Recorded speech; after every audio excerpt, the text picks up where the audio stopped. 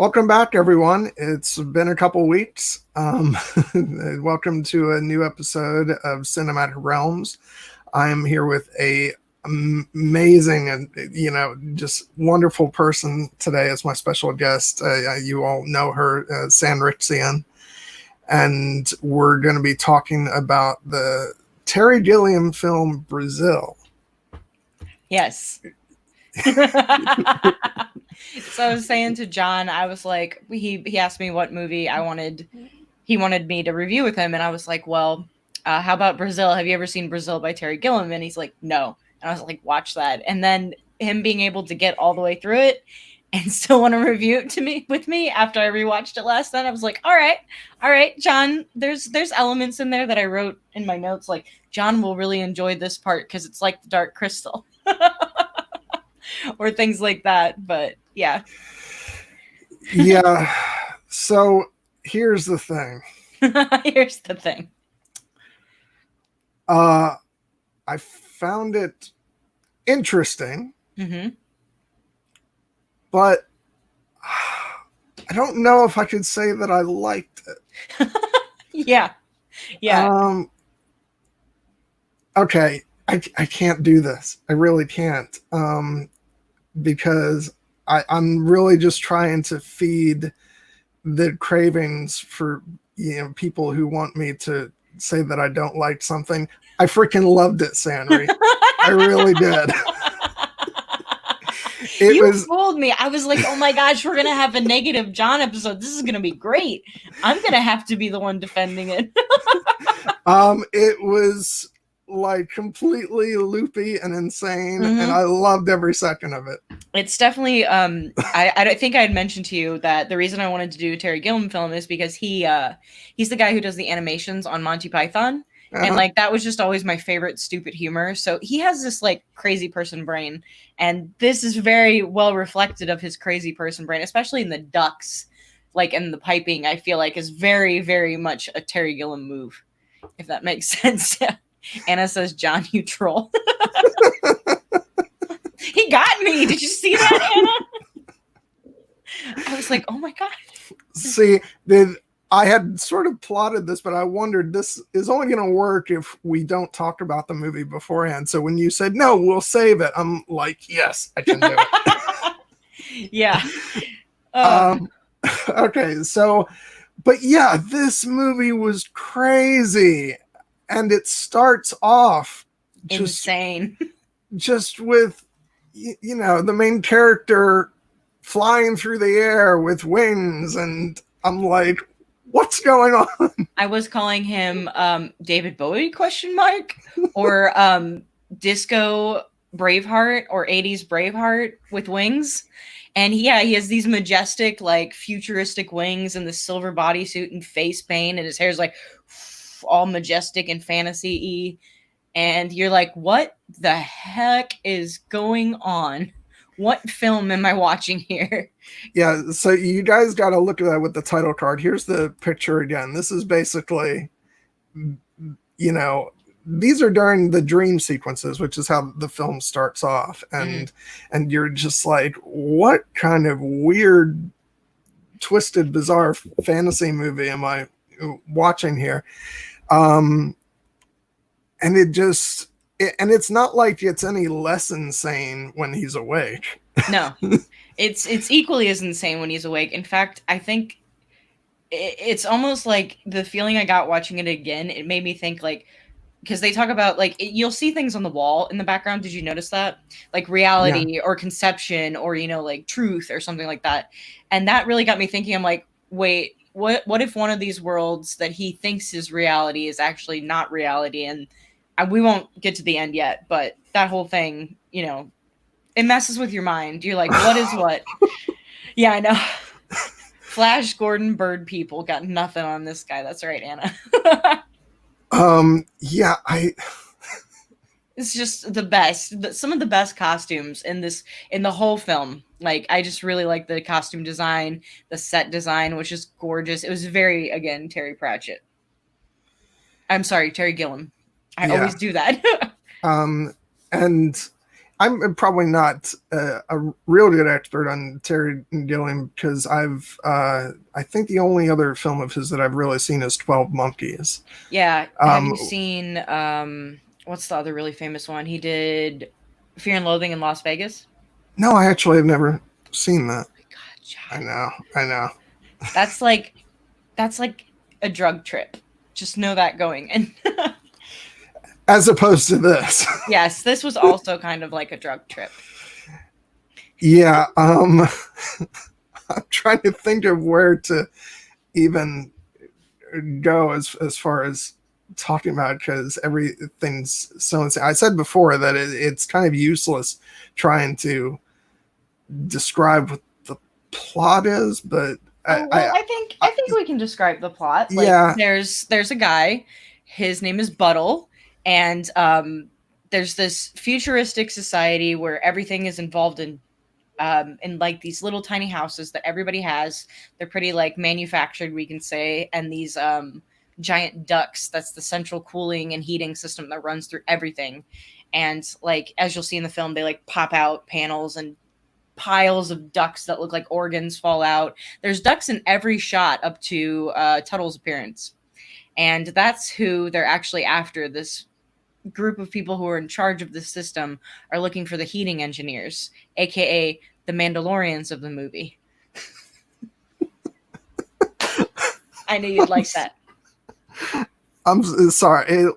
We should kind of continue to outline the plot, but I just have a whole bunch of stuff to say about that. Yeah. But yeah, the heating engineers and this one guy, Harry Tuttle, shows up to this the main character, Sam Lowry, which is why my name is Sanri Lowry, which you can see right here. Oh my gosh, I did it for once. I can actually point at something. Yay, 10 points for Slytherin. And so at this point, Sam Lowry is working in like information collection and not information retrieval, some part of the government. And he has a very controlling mother who has all of these rich friends, and she's very rich, and they all are like into like plastic surgery, getting facelifts, getting themselves worked on. Yeah, by the way, I'm going to warn you guys ahead of time because I'm going to put a picture up. Just brace yourselves. This is just weird. Okay, so I'm secret here. I have only seen one episode of Doctor Who, and it freaked me out so bad. I'm like, I'm done with that series. I don't need any more. And it's the one with the last human. And this kind of reminds me of the very last human in Doctor Who, where it's like just stretched onto a sheet. And yeah, I have seen that one, and probably why I have not gotten very far in Doctor Who, because it's just kind of, it's horrifying. It's upset me so much. I'm like, I don't want to be Jello. I don't want that to be my future. So moisturize me. Yes. No. So yeah, she gets all this, like, that guy's literally like pulling her skin back, and I just like kept touching my face watching it, and I was like, oh, it's awful. He's her plastic surgeon, and she may or may not like be in love with him. She's trying to make herself look younger. And every scene. And the plastic surgeon is Professor Slughorn. Yes, he is. That was great. Oh God, she was so scary. Yeah, I have to say that was sort of one of the thrills of this, is seeing all these really great actors popping up. I think it's a neat thing when there's an older classic movie that you haven't seen, and it's inevitably gonna be populated with all these, wonderful people who, some of who have always been famous, but some who have gone on and to be really big, and so it was kind of funny seeing him in this bit part as the plastic surgeon. And yeah, I lit up when Ian Holm came on the screen. Yeah, I thought you were gonna like that. I'm terrible with actors, so feel free to like refer to them by like a pop culture reference, like you did. Thank you. Yeah. Slughorn, yes, that's who he is from now on. But this is kind of, did you get the, like, have you read 1984? Yeah. Yeah, I got big 1984 energy from this, like the totalitarian government like idea. But see, for me, this was yeah, as bizarre as the whole thing is, it was more easily digestible because there's this absurdist humor throughout. Yeah. Yeah. 1984 is so depressing. It's tough. Yeah. Yeah. Yeah, the absurdist humor and like the British like humor was very consistent and very good. And to get back to the story, do you want to talk about Tuttle and when he shows up to old Steve's house and what Steve's doing? So I think that's where I left off.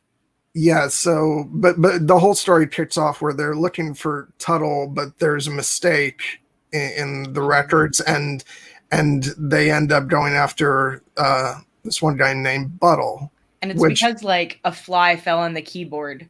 So it yeah, smushed the fly with the T and the B and it looked like Buttle instead of Tuttle. yeah, so this poor guy gets taken away, and they hand his wife a receipt For for him. him, which is like simultaneously hilarious and horrifying. Yeah. Uh, That poor woman Yeah. was put through shit. So this guy gets dragged away in a body bag, which a full body bag, not just like the black bag over the head in V for Vendetta. Like they put him in a full like gray thing, and he gets dragged away, and we don't see that guy again. We find out he's actually dead. Or Does this sound hilarious to you folks yet? they're like, no, this is not. What are you talking about? So yeah, so that's kind of, you know, what kickstarts the engines a bit. But as far as Tuttle is concerned, the actual Tuttle, the one they're looking for, it does come to our main character's, shall we say, rescue when his heating is, you know, messed up.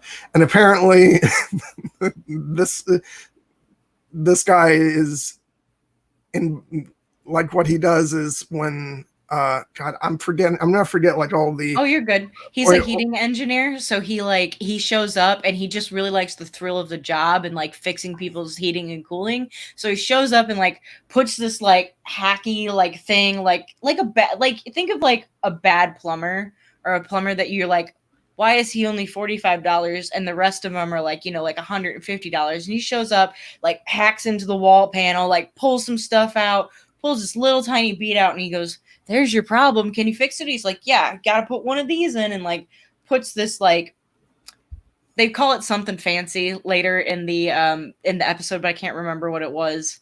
And then the actual heating cooling people show up. And they tear the whole place apart. Oh, this is before that. Okay. This is the 276 stroke B, I think. Right, yeah. Yes. So they show up, and Sam has listened to Tuttle complaining and talking about his job, and he's like, I hated the paperwork. I always had to have a 276/stroke B or I wouldn't be able to like do anything. Like, I just want to be able to do my job. So when these real Central Air people show up, Sam's like, oh, do you have this form? And they're like, 276/stroke B. And the one guy like has a seizure because of the paperwork is triggering nightmares. And then the other guy is like, we'll come back with that paperwork. And he's like, sorry, I'm a stickler for paperwork. And the one guy is actually played by Bob Hoskins. I thought so. Which is great. Yeah. So, but what I love about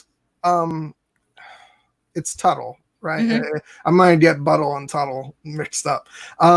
But what's great about Tuttle is when he takes off like he's Batman or something. He is. Like he is. At the time that I first saw this movie, you should highlight Leaf's comment here. She has a reference to George Orwell.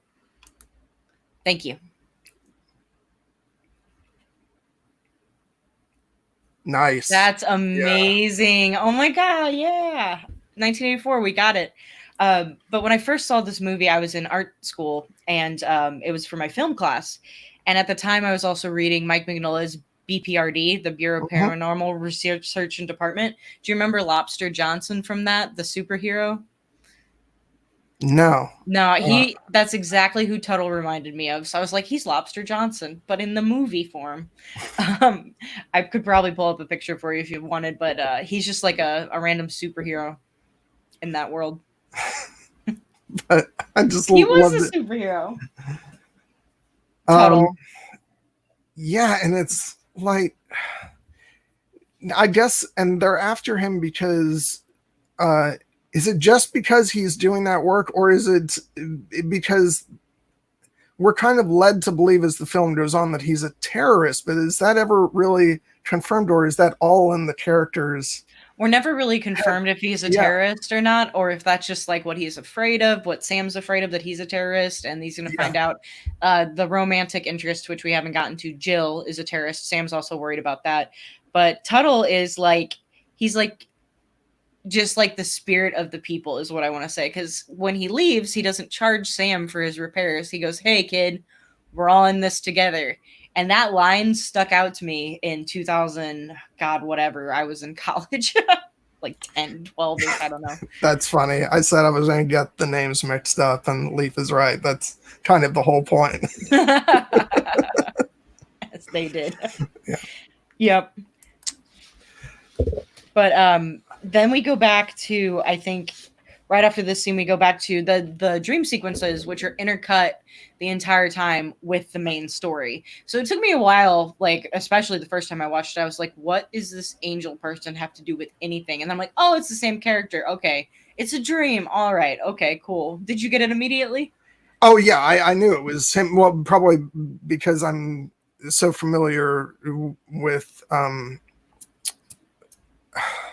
Hold on, I've been so focused on Jonathan Pryce, who plays the role, who is of course the High Sparrow in Game of Thrones. Yes. But but yeah, so I recognized him straight away, so I knew it was the same person. But still, you're like, this is some weird. What? But I love the fact that it's the High Sparrow, because when I saw the High Sparrow, I was like, it's Angel Man. Here he is. There he is again. What did Anna call him? Like Flash Gordon Light or something? Love it. Yeah, just definitely an insane movie. I wanted to talk about the ducks with you and what you thought that represented, like in the film.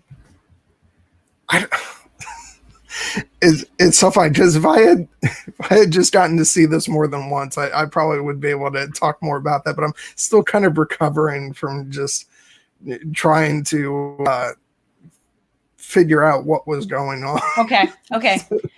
but why don't you start off, and then I'll kind of interject my thoughts, because I mean, So I don't know. I want to hear your thoughts on it.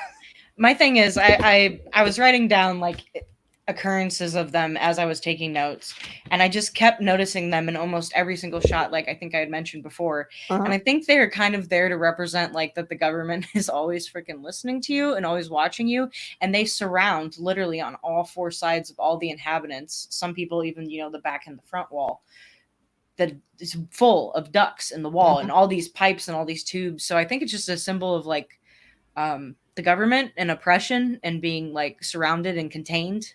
And I think the kind of like the point of the movie and it being called Brazil and whatnot is to escape that, to get away from the system and to do what Jill wanted to do and go drive off somewhere. And we can get to that later too. But you know what I'm trying to say?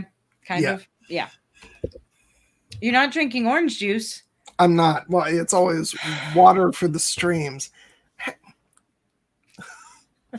I've let her down. Oh no. What the ducks meant in Catcher in the Rye, Amy. I'm sorry. This is how I do analysis. I'm like, what do you think this meant? No, you didn't let me down. You don't have to drink orange juice at all times. I'm sure it's bad for your blood sugar. But yeah, we were talking about, we got to basically Tuttle showing up, and then we're introduced to the mom, Sam's mom, and we have the second dream. Who's trying to force him into a promotion at work. Basically, but all he wants to stay right where he's at, because it's nobody bothers him. He doesn't get into any trouble. He just does his job, and he has a boss who's pretty much dependent upon him. Codependent, like to the point where he can't even sign his own name, so he has to sign it for him, like that codependent. So is this when they have the first dream with Jill and he hears her and he's like, oh, who's that? And there's this magical blonde floating woman in a cage and all this stuff. And anyway, this woman comes to him in his dreams and she's very beautiful. What did you think of Kira Light, John? I'm sorry, what? I called her Kira Light. Because she kind of has a similar face, but not really. So she was like offshoot, off-brand Kira. Okay, I definitely didn't draw that connection. No, but I was actually really interested in this because he dreams about her before he sees her. So do we think that it's just meant to resemble her, or that he's actually dreamt about that woman? I like to think that he's actually dreamt about her and like they're soulmates because I'm like a cheesy romantic. But I don't know. Because when she has the short hair, which is her in the waking world, and she has the long hair in the dream world, when she has the short hair, she looks kind of different, doesn't she? Like her face and stuff. Because I don't know if it's the same person or what. Yeah, I don't know. I know it's the same actress. I'm just saying I don't know if it's intended to be the same person in the movie. Yeah, because I mean, I think that would actually add a different layer to it if it's actually supposed to be her rather than someone who just looks a lot like her, and then he's drawing that connection in himself. So I don't know. I felt like the movie was too what's the word I'm looking for? Too sort of. Sorry, I'm not going to be able to think of the word I was trying to pull out of my head. The whole thing is too sort of sobering for me. It's all over the place too, and it's very dark. Yeah, to make that leap into sort of the metaphysical, of them being drawn together that way. It's almost like I'm inclined to go with the darker interpretation that, it's not actually, the same person, but that he sort of thinks that she looks like the woman he's dreaming of, and so that's and then as he continues to dream, he draws on that connection even more. So that's the less romantic version, but I don't think it's particularly romantic because he basically screws up her life. So yeah. So we were at the point. We were at the part of like, let's just get through the rest of the story real quick, and then we can kind of like go over the points. So at this point, you see Mom, you see kind of like how fucked up the society is because the rich are literally like, there's explosions going on in the background, 80s explosions, which I loved. They were so bad and so cheesy, and I was like, yay, I remember this from my childhood. But there's explosions happening, and Sam's starting to wake up to how fucked up this is. Sorry, excuse me. How messed up this is. Don't demonetize John before you monetize him, YouTube. Anyway, he's starting to really realize how messed up the society he's living in is, especially when the explosions go off and they just like put up screens to block it while they're eating dinner or lunch or whatever. And everybody's so focused on the superficial of what they look like that they're not realizing, like how messed up and how controlled everything is. And they want him to get a promotion at information retrieval. And he turns it down initially. Yeah, because I do want to interject real quick. It's really kind of freaky how like nonchalant that sounds at first, information retrieval. And then you realize what it actually means. And it's like, oh God. Yeah. Yeah. I was very much with Sam. Like I even forgot, like when I was rewatching it, I was like, oh yeah, that's not a nice job. That's where you torture people to get information out of them. All right. So yeah, after this, I really like the line while they were having dinner. Everything was controlled to the point where the waiter was like, you have to say a number. You can't just order steak. You have to say a number. Which, yeah, that makes me It's like my OCD at its worst. Like, Yeah. you have to do it this way. Don't. So that's gonna make me rethink a couple things. Yeah. But and actually, I do like that in that scene, he's actually not coming around yet because the explosions are going off, and I think it's the other mother who says, I don't know the exact line. Shouldn't you be, maybe doing something about this or something? And he says, it's my lunch break or something. Yeah. So even at that point, he's still detached from it. Yeah. It's really once he gets sent to deal with the bottle mix up, and they're needing to deliver a refund check to the wife because of the mistake, and he's brought face to face with her grief and and her anger, and that's really when he starts to. So he shows up with the refund check because they try to deposit in her bank account. She doesn't have a bank account deposit, and that's when they find out Buttle is dead because he was an old man who was tortured to death by information retrieval. And so he shows up with the check to give it to her, and she just keeps going, "What have they done with this body?" And that moment is very, I think, like truly scary because she's so upset. She has no idea. She got a receipt for her husband, and now she's getting a check because he died. And it's just like, it reminds me of my friends who have been in the military, and they've lost their loved ones in the military or died in the military. And I'm like, I can't even imagine that amount of pain. And this poor woman, like had her husband taken away from her and never got to see him again. It just was very dark. Oh, and the attack child who like jumps out of nowhere and grabs Sam, I thought was way too funny because it comes like right after she's screaming, "What have you done with this body?" Her child leaps up on Sam, is like, rah, rah, rah, rah, and you're like, what is that? And then it cuts to another Sam dream with the dream girl. That's when we first see Jill. Because when he wakes up in the morning, there's that, or actually in the dream, there's that 80s porn music soundtrack going on, and the Dark Crystal Babies show up. Did you like the Dark Crystal Babies? Let me tell you, first thought I had, oh my God, this part is like the Dark Crystal. Because at first they do look like the Wanderers from Dark Crystal, because they have like their hoods over. So I'm like, oh my God, this is totally straight from the Dark Crystal. But then you see their freaking heads, and they're like baby heads, and it's like, no, get that away from me. No, it's horrifying because what makes them look like the Wanderers is they have that whole swooping like neck thing going on, and then at the end of the neck at the bottom, so like if this was like the top, down here is like my creepy baby head mask face thing. That's just horrifying. Man, that really scared me the first time I saw it.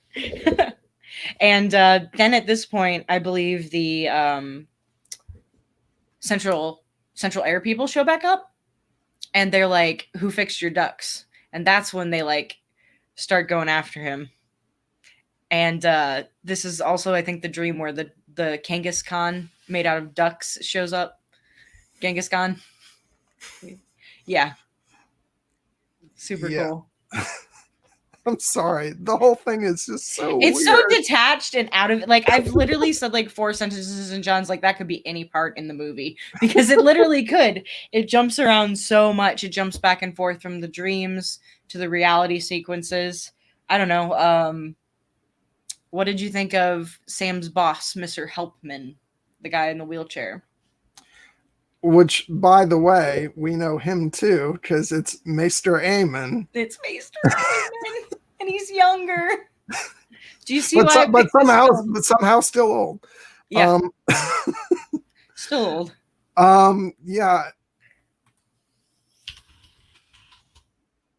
Yeah, he's just, and actually, I do want to mention this real quick because there's actually a scene of him which I guess I didn't get to see from later on in the film that involves him talking to what's our main character's name? Jill. What? Jill. No, the main character. Oh, Sam. Sam, where he's talking to Sam after he's been taken in before he's about to be tortured. And actually, it's not in the theatrical version of the film, which is what I watched off of Amazon. And there's actually multiple cuts of this film. Ooh. The director's cut, which is what's available on some DVDs and Blu-rays, is actually 10 minutes longer than the version I saw. But thankfully, at least the version I saw was not the studio butchered version that they tried to release back when the film came out. And I think it actually got put out on television, which it was cut down to like 95 minutes and had like a happy ending and stuff. What? Yeah. Yeah. So thankfully that was not the one I saw, but I was missing a couple scenes that are in the director's cut. So I just thought I'd mention that since we're talking about his boss, because I know one of the scenes later on does involve him. But anyway, yeah, the kind version of. I saw, you never see him again after that one scene.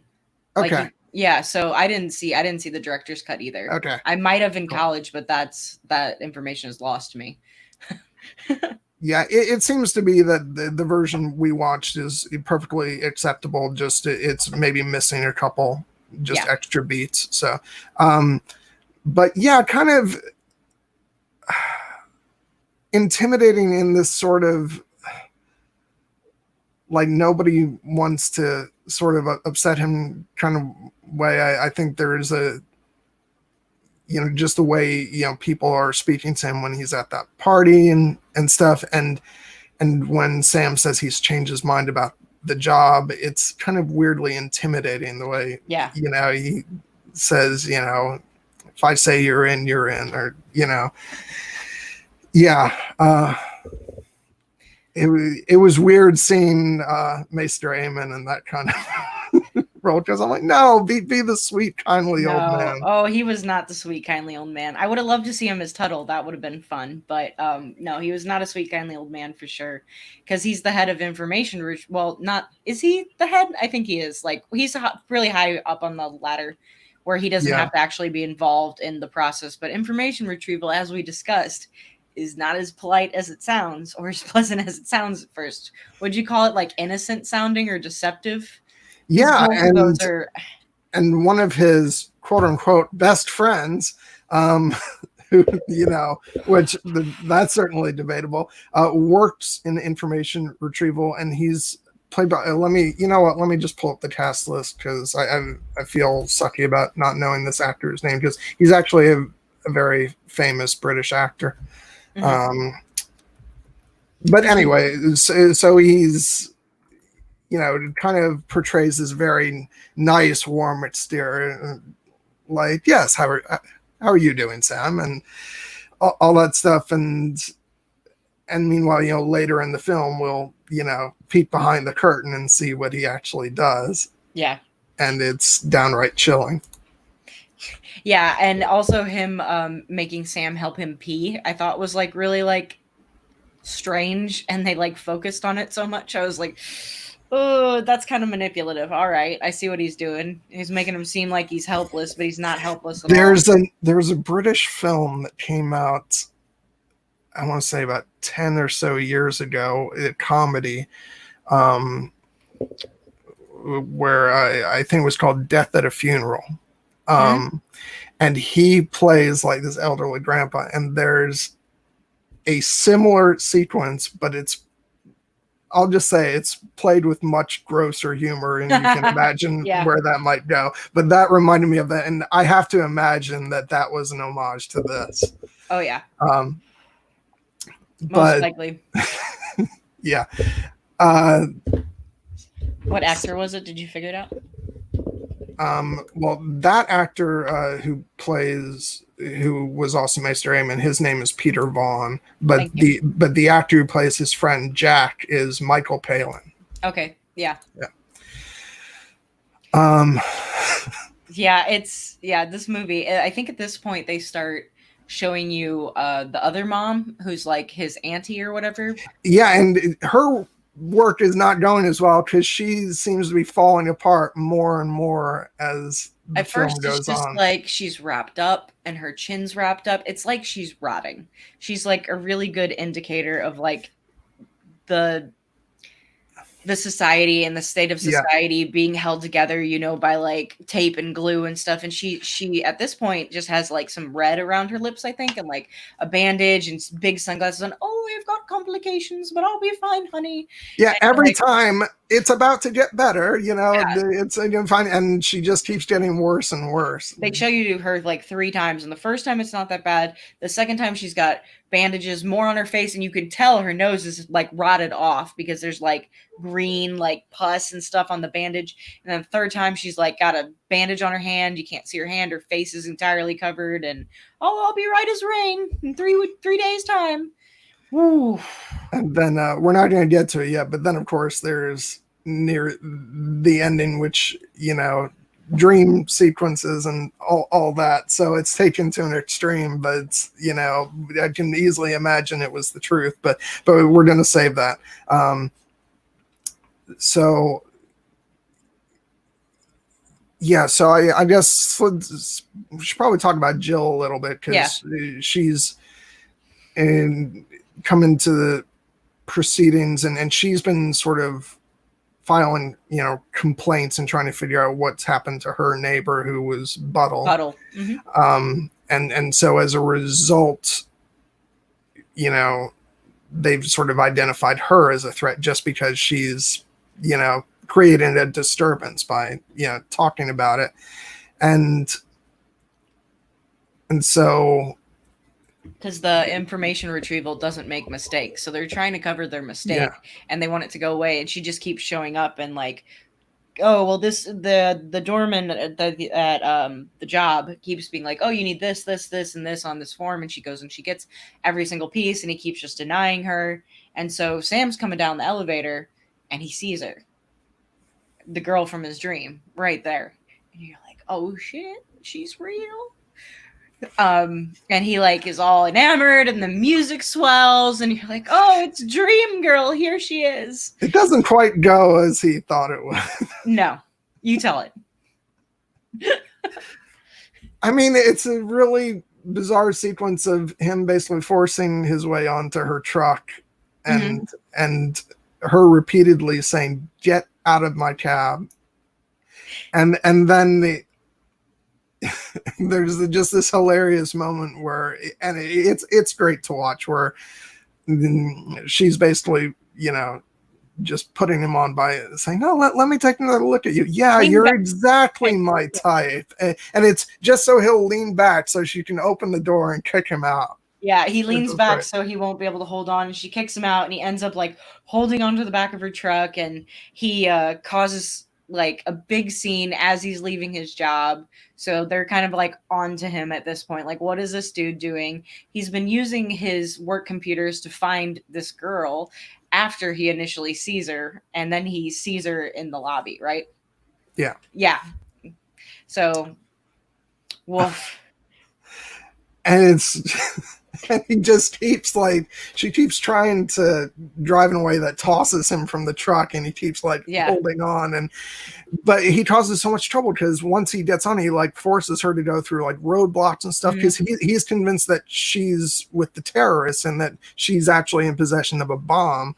So he basically just, makes things unnecessarily horrible for her in terms of, painting a target on her and all this stuff. And then it sort of climaxes when they get to the department store and there is an explosion. And then he's convinced that she was behind it, but she wasn't actually. She was just making a delivery. And then that's when, because there's been an explosion, all this like soldiers and stuff come in, and then he gets knocked out, and there's another dream sequence. I'm gonna sort of lose the plot at some point because it's hard. It evolves more as the movie goes on. Like, I feel like at the beginning there's very clear cut to dream, cut to reality, and then it starts just like flipping back and forth between them, and you're like, what? I didn't smoke no drugs. What's going on? But man, this might be the dream with Kangaskhan made out of ducks. Like, Okay. I mean ducks, like it's robot samurai warrior, and Sam fights them with the arm of a doll. Is this the scene? I gotta be honest. I may not be much Okay. off, but but yeah, that does. That is one part that does Yeah. happen, and Yeah. I was like, man, I can't wait to see what he's doing in real life, because he's like doing really good, like fighting these people, and he's got this big sword in his dream as Flash Gordon Angel Man, and he stabs this big samurai warrior that's made out of metal and piping and walls and duct tubes and stuff, and it's like catches on fire, and it catches on fire, and then he gets knocked out again, I believe. Yeah. Yeah. And I think he wakes up in his bed, and we get the dancing sexygram, as I called it. Do you remember the Oh lady? God, yes. It's like me singing. She's just singing so loud and horribly off key, And but it's she's like she so comes into it. into his place, which is a disaster. And Yeah. it's like she's not even acknowledging it. She's No. just doing Dancing her around thing. it, just dancing and singing. And at this point, the Central Air Services is completely like destroyed his apartment, basically, to pay him back for letting Harry Tuttle work on it. And he's getting seriously pissed off at this point, and he's invited to this big party with his mom. That's the whole point of the sexygram, as again, as I was calling it. And it's in Mom's house at this point. I started to notice there's a really big Egyptian tomb look going on, and like the way that they did the set painting and the staging and everything, the columns, the walls. If you think of an Egyptian tomb, like actually back in the day of Egypt, sorry my dogs, they were painted brightly and vividly colored, which a lot of people don't realize, because when we see Egyptian statues now, they're so sand torn and whatever, they're all just like whatever stone they're made out of. So it really reminded me of like all the beautiful paintings of some of the preserved tombs, like Nefertiti's tomb is preserved, especially with the bright greens and reds and stuff. I was really digging that. Completely off topic, but just wanted to point that out, how much I appreciated that. But actually, I don't think it really is off topic, because I mean, it's just, it goes along with this whole idea of sort of preservation, and Yeah. and especially in the case of the other the mother who Yeah. is coming to resemble a mummy more and more. So Yes. Yes, I think it has a lot to do with like a visual representation of like the idea of everlasting life, and Egyptians being obsessed with living their second lives underground. And a lot of this movie looks like it's underground just because of the structure of their world that they live in. Like the ceilings most of the time are covered in ducts and vaults and everything, and giant high-rise buildings are going up every day. Man, some of the shots with the miniatures were so good. Did you notice like all the funny stuff he would do with perspective? And I remember this shot in that film. It was close. It was about this time where one of those building pods was raising up, and it like swings, and you see the rest of the buildings being all the way up. It's just visually, I think, really gorgeous and trippy. And even just they're down to their choice of colors. Like everything's not like red, yellow, blue. It's all more orange, green, purple, in my opinion. Mm-hmm. Like off primaries. Yeah, I mean, yeah, I'll take a minute just to talk about sort of the overall visual look of the film. I mean, just right from the beginning with the shots of him like flying through the air, and all the buildings and stuff. Yeah, the use of miniatures, and it's just, it really took me back to that old style of movie making and visual effects, which may look quaint to younger audiences nowadays, but I really felt so comfortable just watching that stuff, because you know, I think for me, it's sort of like it feels safe to me because it's like I know this all feels real, even though I know how they're doing it, you know. But And the yeah, practicalness of like the puppets, because all of yeah, the creepy baby wanderers we were talking about earlier are all puppets. And let me tell you, as a professional 3D animator who deals in hyperrealism, I can pick a movie apart. But for this one, it's never like stood out to me. I've never been upset with it. I've never been pulled out of my experience. It all works together really well. And it's all believable because of the way they shot it. And it holds up, in my opinion. yeah, Like, yeah, you can tell it's miniatures, but they play with that. There's one part where a guy's like leaning over a building and the camera's down here. So he's up here and he's looking at the buildings like in a, what is it, like a museum or something? And then the camera pans back out so you can see it's like making fun of itself. And I thought yeah. I was that just was going super to mention clever. that, but the thing is, like, this movie is so off the wall crazy that I was like, okay, there's a giant guy standing over some buildings. Seems You just reasonable. accepted it. Yeah. You're Yeah. like, okay, that's the next turn. What has Sanri gotten me into? Yeah. Oh man. Oh God. So where did we even leave off? It's hard for me to. So the sexy gram in the party, and at the party we see mom has gotten even more plastic surgery. And I think this is when he's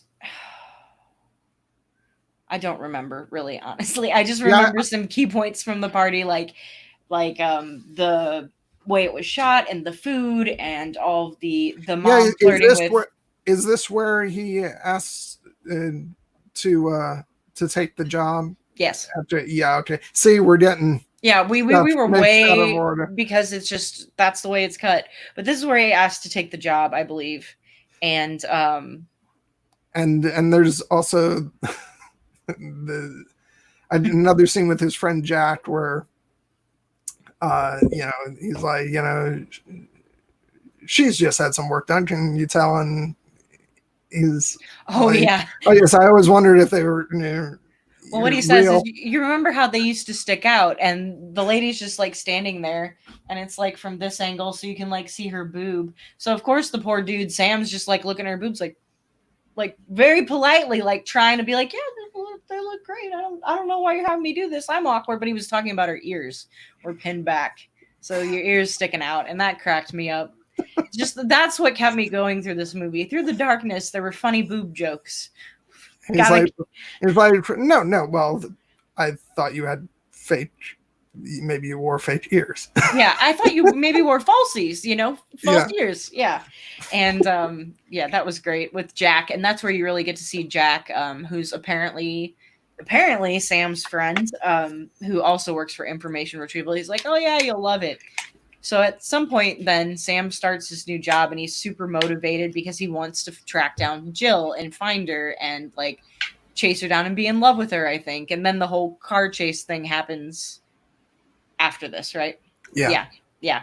And then when they're how the car chase thing resolves, but I don't remember how whatsoever right now. Like, what's the next beat in the story?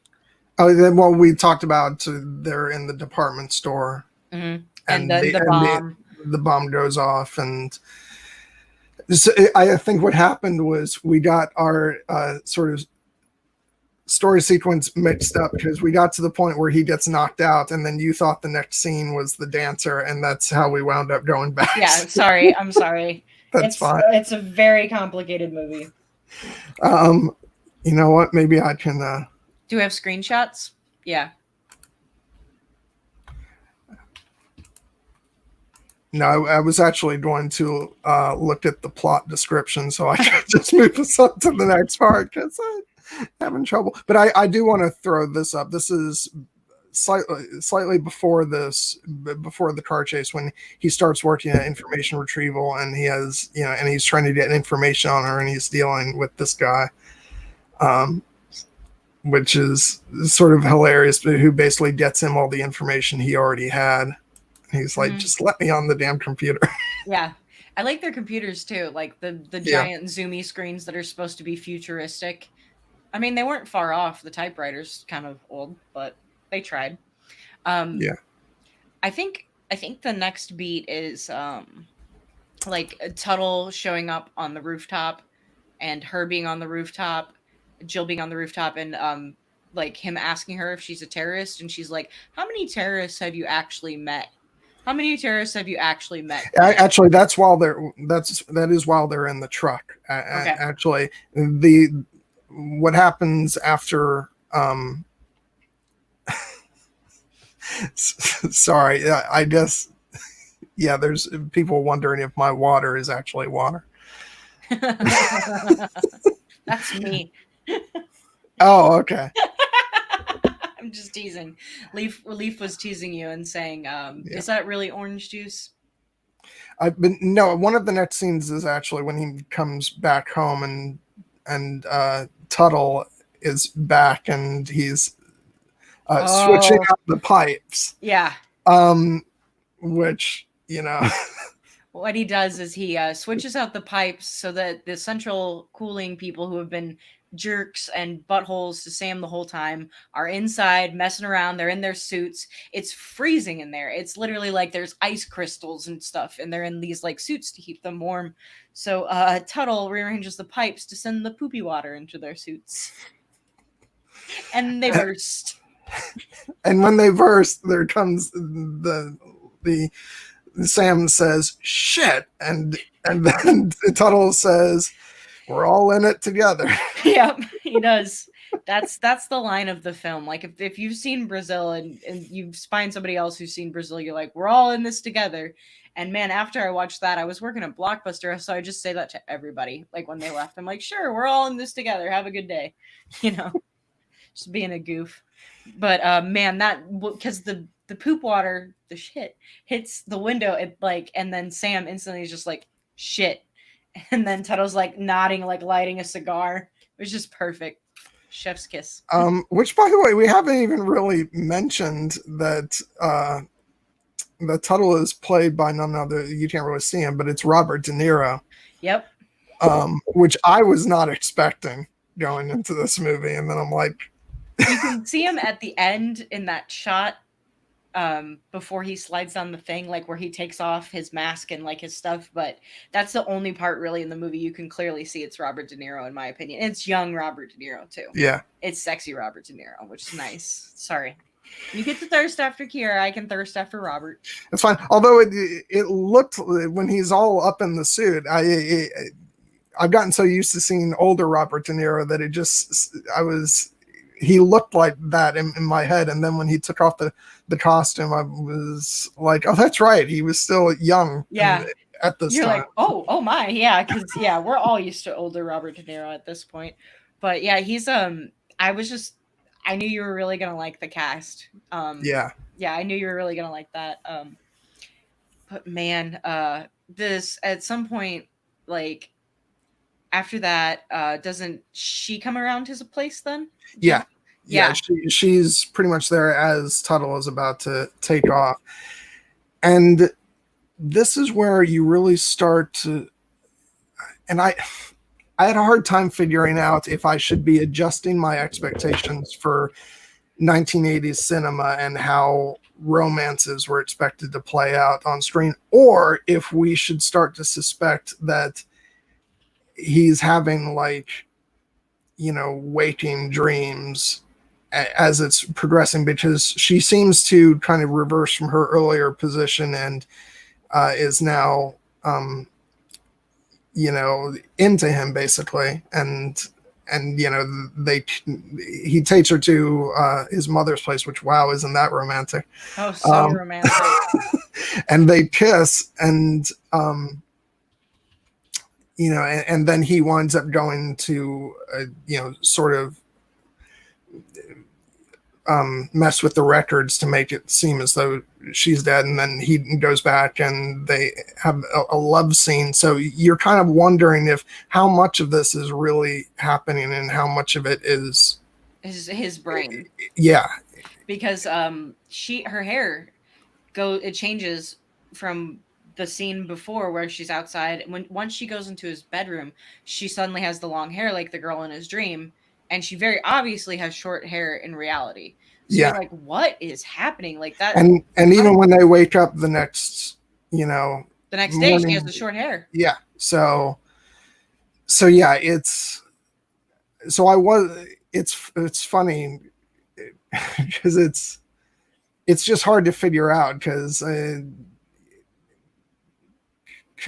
on the one hand, it's like I said, I could easily imagine a 1980s movie that we're expected to swallow, that this girl has a Magic sudden, hair.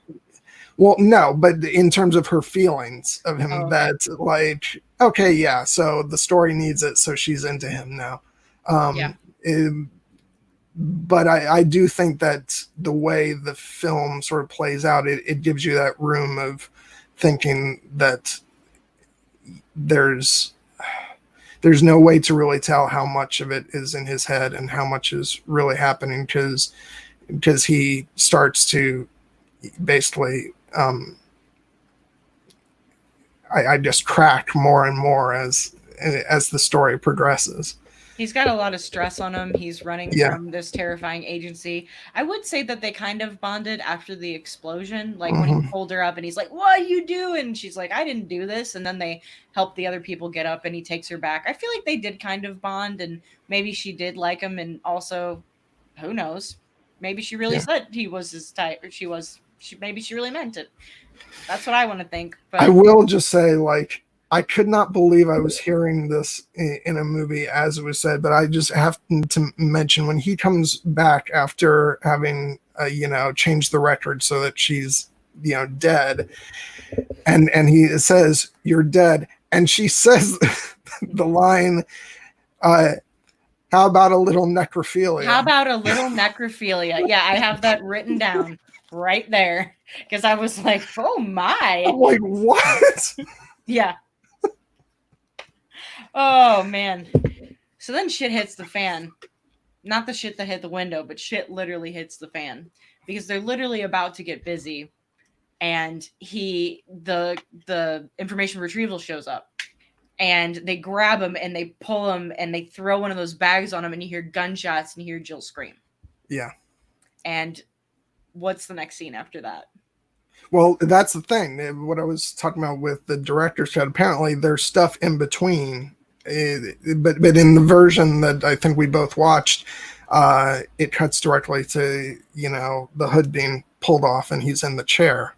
Yeah. Oh, Basically. really? Okay, I saw the one where there was talk in between because Okay. he gets pulled into what happens is he gets pulled into the information retrieval. He wakes up like in this van and they're taking him and he's like, "Where's Jill? Where's Jill?" And he's like looking in the No, there's actually, that's earlier. That's oh after the explosion in the department store. man, this movie is messing me up chronologically. I'm sorry. It is all over the place, I but can't yeah, believe that I'm actually you're doing keeping it. something straight You're that doing it, John. that you're getting mixed up, because I would expect everything to be the opposite.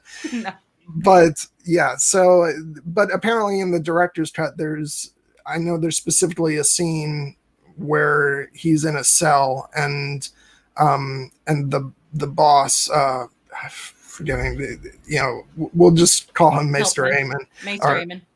Maester Amen. it comes in a Santa suit and talks to him, which was not in the version I saw. I So did not see Santa, so yeah, I think I would have remembered that. Yeah, and man, so the next scene is we're getting very close to the end, people. Thanks for sticking with us. The next scene is when the hood's pulled off and he is in this I want to say what's Dr. Xavier's brain galaxy room? Cerebro. He's in Cerebro, essentially. Like think of Cerebro, but for torture, and he's pinned down to this chair with all these torture instruments. And this like I felt it because he's like and like shaking, and you can tell he's terrified, and he's like looking around, and the camera's like his face for a while and following and like looking at all these torture What I instruments. really loved about this was with the way it was shot and with the thing over his head, I was immediately drawn back to 12 Monkeys, because visually there's a lot of similarities between this and the underground scenes. in the future in 12 Monkeys. So I was kind of like, it was nice having seen the prior movie and being able to compare the. Wasn't 12 Monkeys after this? Yeah. Yeah, But I mean, in terms of, I had seen 12 Monkeys before. Right, but what I mean is, saw it. do you think he's paying homage to this in 12 Yeah. Monkeys? Yeah. Yeah, definitely. Definitely. I think so too. And so it's God, this stuff is so freaky, and you just see, and it's Jack, like before he's revealed, walking towards him, but he's got the baby face. It's a mask. Yeah, that's from these creepy creatures we've been seeing in his dreams. Woo. And I think I was watching a video, like a retrospective on this yesterday, and the person narrating described it as like one of the creepiest close-ups in all of cinema, where he turns around with the mask on and just sort of looks, sort of towards the camera a bit, and it's just, it's scary. It's freaky. Scary. At first, the first time I watched it, I thought he was just looking around, like, to scare you. Like, it was, I know it's intentionally shot to be scary, but I think that's him realizing who's in the chair. And that's why he, like, whips his head around to, like, look back at the people back there from information retrieval and be like, oh, shit, I have to actually do this. I have to go up to my quote-unquote friend and now torture him. Yeah. And yeah, I do like the way he's, seems to be completely unnerved by what he has to do, because he's sort of fumbling around his tools, we'll call them. Yeah, he's like, oh, which one do I? He's like really pissed. You can tell he's pissed and also probably upset. And he grabs Sam by the face. He's like, shut up, like, be quiet, don't say anything. This is your fault, and basically just puts all the blame on him. And before he picks up the tools, and then as he's going towards his face with this like little creepy metal thing that I still don't know where that goes, he gets shot in the head. Which, by the way, doesn't make any sense whatsoever, because next thing we see is apparently Tuttle and the other superheroes who we've never seen before. Yeah. Come down, and mind you, he's been shot from like either straight ahead or in the back, one or the other, but they're coming down from above. So it's like, wait, what? No, it doesn't make any sense. That's how you're supposed to, I think, know that something's wrong. Because he gets shot in the head, and then all of a sudden the Mandalorians propel down to save Oberyn Mandalorian, and sorry, I'm making myself laugh, but they propel down to save him, and they grab him, and they get out of there, and they escape. And it's this crazy dream sequence. Stuff is breaking down. Stuff is half real. Stuff is half this fantasy world, this dream we've been seeing this whole time. Yeah, I was watching this and I was like, this is a different movie at this point, because it feels really off. It's like, in some ways, initially it's it's sort of fist pumping, but then you're like, no, this feels wrong. When I first saw it, and even when I watched it again last night, when they cut to black after like he gets the hood put on him, I thought that was going to be the end of the movie. I was like, that's it. That's how dark we're going. And then it's because it's a long pause. It's like 20 seconds in black. And then it fades back in and he has the hood pulled off. But just imagine, like, it's one of those movies where it ends a couple times. Not as bad as Lord of the Rings, but it does end a couple times. Wait, what do you mean as bad as Lord of the Rings? You mean as fantastically wonderful as Lord of the Rings? I just didn't like the multiple endings. I really had to pee. That's it. Okay, let's move back on topic. Okay. So I kind of, like, at this point was watching, like, and couldn't look away and still have almost no memory or idea of all of the exact sequences that leads up to the next part. Yeah, so I'm not gonna be able to do a straight progression through what happens, but I know there's a lot of gunfire and they get out of there, and then they're go out onto the streets, and I guess they're trying to disperse, and all of a sudden Robert De Niro is taking off his engineer clothes. Yeah, and it's where we see that, oh my god, it's young Robert De Niro. But then he starts getting covered in paper that latches onto him. Yeah. And I'm like, what the heck is going on? Is that even possible? No, the papers are floating around all over, and the papers just magically start sticking onto him and covering him like a paper mummy. And what that was the visual representation of the paperwork slaughtering this man's job. That's how Sam's brain at this point is interpreting it, because as we find out soon, something's going on with Sam. Yeah, so basically Sam, tries to get all the paper off, but there's nobody there. There's nobody in there. And Tuttle has vanished. The paper ate him. Yeah, and at this point, without, now can think back on it and be like, oh, this is what was going on. But at the time, I was like, what the F? Yeah. It's like, why did the papers eat the man? Oh, and then we get to the party with Mom, and except it's not a party, I'm sorry, it's a funeral. We get to the horrifying spinning pink coffin of terror. Okay, there's so much that's way too freaky in this scene. Woof. Let's start off with the fact that the first time his mother turns around, it's actually Jill. Yep.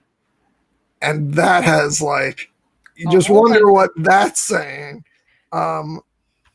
His mother was very controlling, is what I got from that. His mother wanted to control his whole life. And what is that? The Dr. Freud thing where all women are in love with their fathers and all men are in love with their mothers. It's I don't know, I can Google it. But it's basically I thought it was kind of just a call out to that.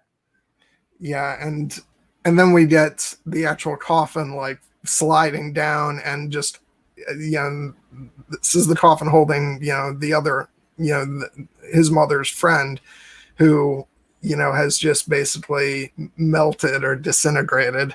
Yeah, just become jello, completely rotted, and is just this horrifying, if you can imagine a person being left in the fridge for a week, and then the fridge died for another week. That's what I imagine it would look like. Oh, thank you, Leaf. The Oedipal? Oedipal complex. Oedipal, thank you. Yeah. I can't Greek. But yeah, I'm not quite sure exactly what happens after that, but he ends up in basically a little house being driven by Jill's truck, who how he got in there, we don't know. Who knows? And then we cut to him in the front seat with her, and they're driving away. Happy ending. Oh, everything's already didn't make sense, Brazil, but a happy ending. Brazil. I don't know the words. Brazil.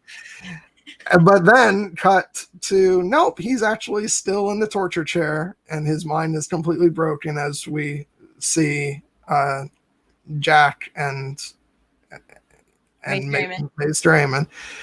And Jack is like, we've lost him, sir. Or he's gone away. It's something to that effect. And that's the end of the movie. Yeah. That's the true end. And it just, the song's playing, and he's sitting there in the chair just kind of twitching. So how did you feel about the ending, John? After you went on this crazy journey, they take it 15 levels further, and I feel the last half an hour, it just really ramps up and gets super dark. First of all, I want to say that I believe that our synopsis of this helped nobody who hadn't seen it, because it's so ridiculously insane. They're just what? Yeah. I'm sorry, I didn't follow any of that. Yeah. Just watch the movie. Exactly. Hopefully that was somewhat entertaining. Yeah, hopefully us struggling through that together. But yeah, it's it's funny because when the ending happened, this movie was so insane that like when we sort of got to the happy ending with the the Brazil music and all that stuff, I was kind of like, yeah, that doesn't make sense, but I yay, this worked for me nonetheless. But Yay. then as soon as it cut back, I'm like, oh, of course. Yeah.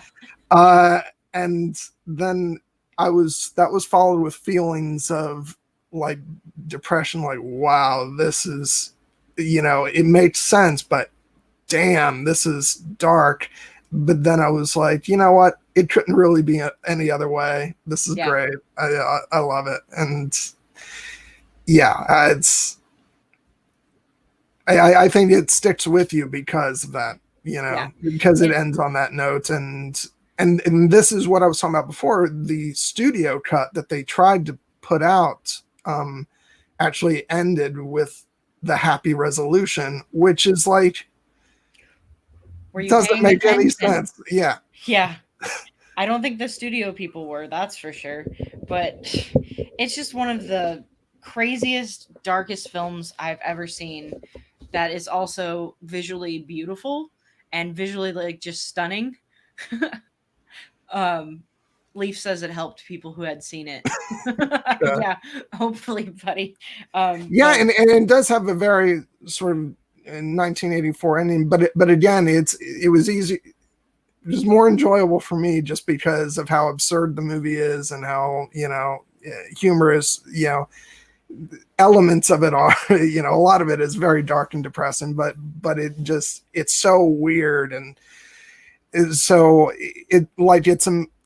it's a movie that I'll watch again. It's like I don't think I personally have the desire to revisit 1984 in terms of reading the book or even the film adaptation because it's so relentlessly dark. This, on the other hand, is it's dark and it's foreboding, but it's really funny and enjoyable.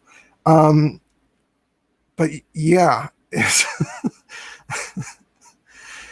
just crazy. And we mentioned the music, but I loved the music all throughout this and the use of that theme, which is the music was composed by Michael Kamen, but I think it's an older piece of music that he yeah, uses throughout the film. And yeah, I'm sorry, the whole thing is just, it's a bonkers movie. it's one of But those where you really have to see it to fully appreciate like how hard we tried to struggle through that for you guys. Because it is one of those, just you have to at least watch it twice, or you helped yourself by watching reviews of it, you said afterwards, or it was like a retrospective documentary. yeah. Yeah. I do know it has been considered a cult film, at least, and the British Film Institute voted it, I think, within the top 100 critically acclaimed films or something like that. Best British films of all time. Yeah, that's it. It's number 54 of the greatest British films of all time. That's in my notes. Yeah, this is actually, let me take a minute since we've finished going through the narrative of the film and it's a little bit past halfway. I'm just going to do the mid roll real quick to give us a chance to kind of catch our breath. So next week, not next week, sorry, because I've actually moved to every other week. So in 2 weeks, I'm going to be doing A Knight's Tale with Erin M. So please, guys, Aww. tune in for that. That's going to be great. It's one of the few things that we actually agree on. So, so that'll be nice. And this weekend on Here Be Dragons, it's just Nessie and me. We have the car keys. So we're actually going to be talking about our love of all things Tolkien, Lord of the Rings and The Hobbit and all that stuff. And then we might take some other questions. We have time, Maybe. whatever you guys want to talk about. But yeah, what do you have going on, Sammer? Well, I have this. Tomorrow I'm doing a stream with Tony and LMR, I believe, on his channel, Tony Teflon. And then, as you know, me and Bernie have started our own podcast, Bernie L of YouTube and Twitter fame, the Burninator, if you will.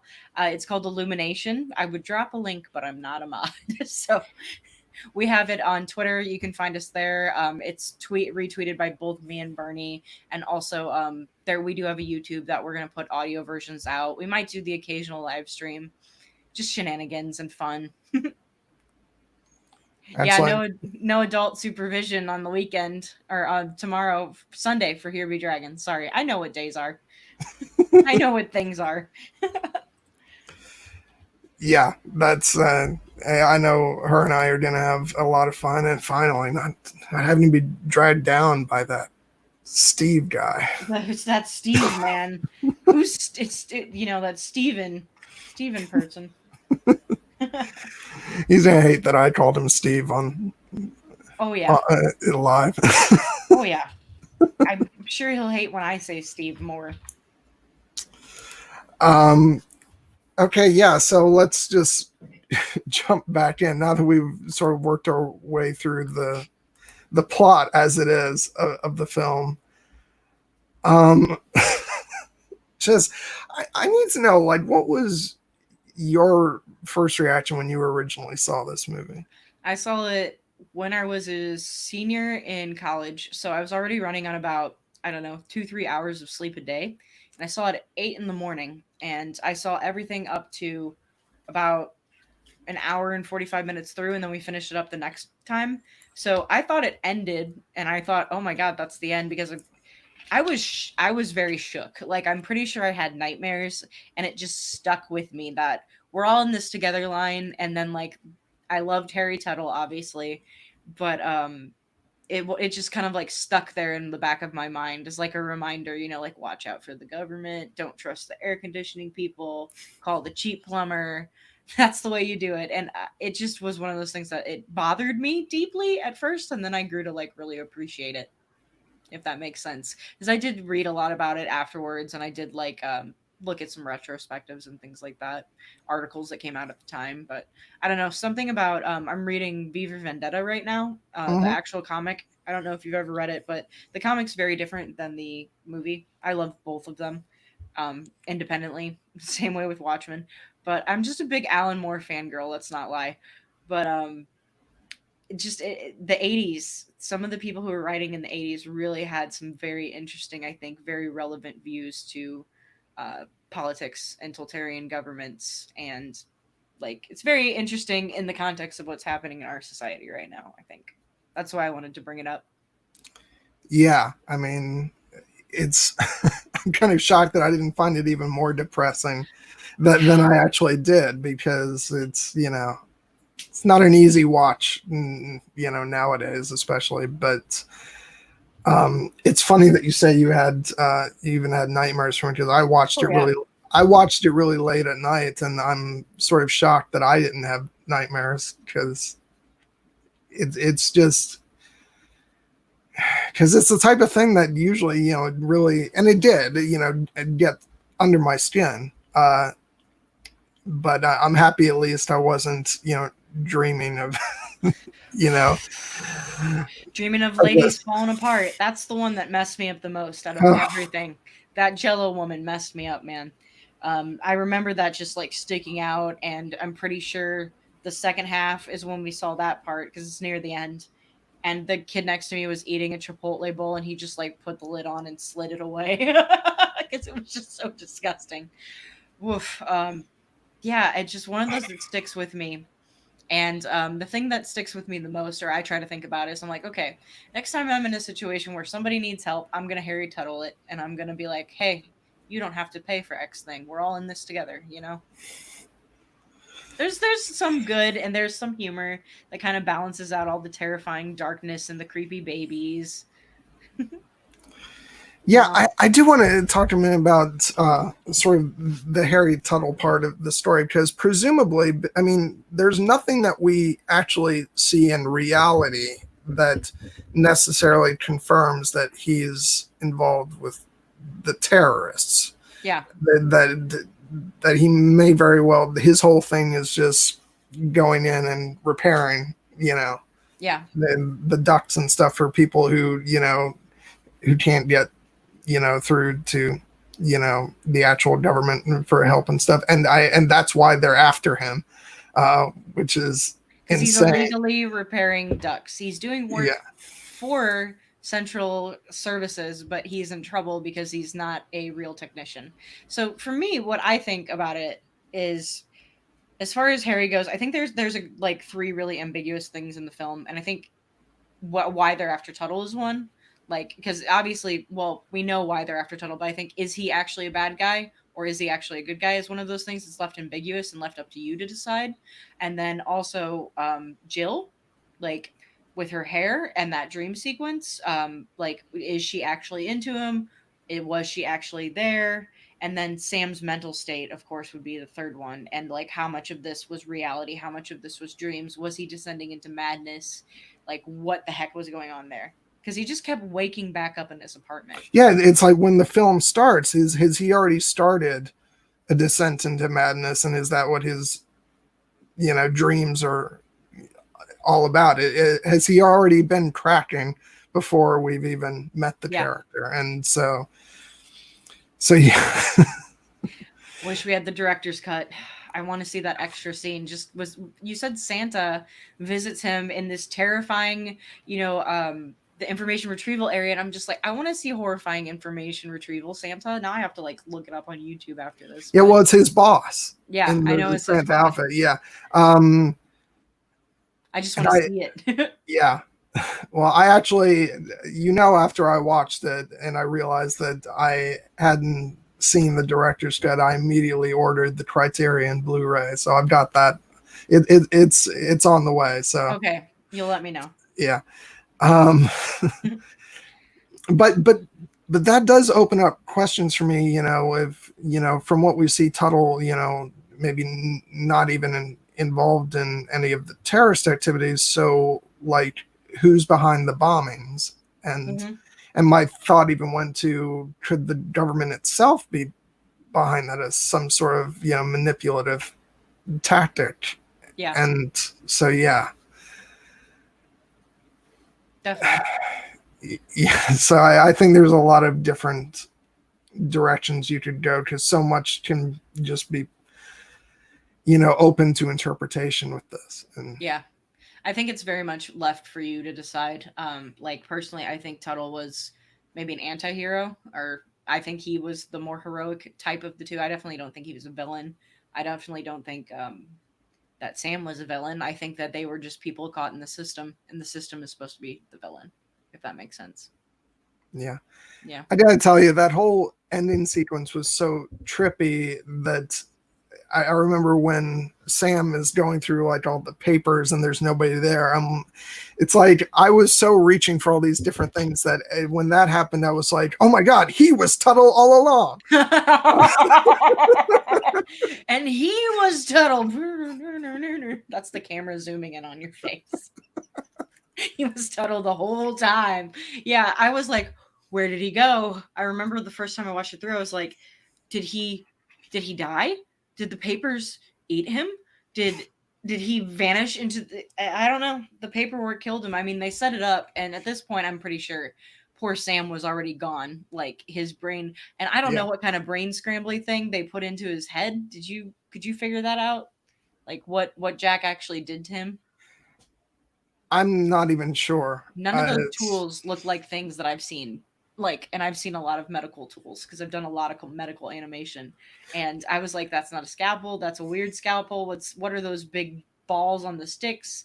Like, what are those for? So I think it was supposed to be extra scary by not telling us that. It's kind of like in Hannibal, Silence of the Lambs, where they tell you, like, oh, he did this to this woman, and the character Clarice is shown the photo, but we're not shown it. It's like three times more scary because we don't actually know what was done, and we have to envision it ourselves. So it's kind of put on you to like be like, you know, what actually happened to him? What did Jack do to him?